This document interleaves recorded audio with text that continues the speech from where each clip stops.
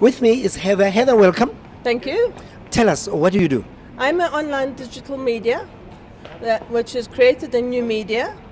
I report on events, happenings in South Africa, whatever is of interest at the moment, On which platform? on a digital platform.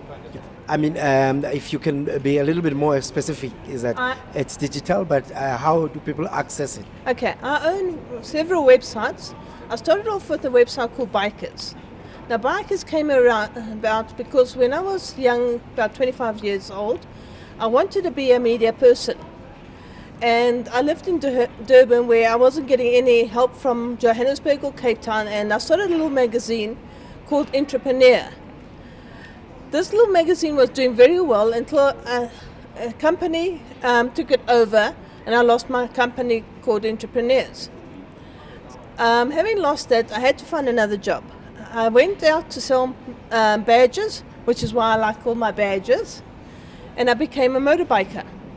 I went around South Africa for 10 years selling bike badges, whatever the bikers want. After that, I came back to live in Johannesburg, and I had to find another job. So I thought, okay, let's go back into media. I was doing very well, and the FPB started finding out about me, and they asked me for 75,000 Rand to become a media person. No media person that is small has got 75,000 Rand. And what would that amount be for? I have no clue. I was just sent an email saying, you need to pay 75,000 Rand. What is that for? And since then, I've been talking to the Limpopo government, as well as other people, trying to find out what was the 75,000 for, why must we pay that? As a non-media person, you can go and do a video and upload it to YouTube without it being censored or anything. The minute you become a media person, it becomes censored, and we're not getting any feedback from FPB. All right. Now, as an entrepreneur, and you've gone on to media to make a living, how is that helping you, and who's your market? Our market is still largely bikers, but because we cover a lot of small events in South Africa, it's become the general public of South Africa. All right. And lastly, you're being present at an event of this nature. How does it benefit your cause?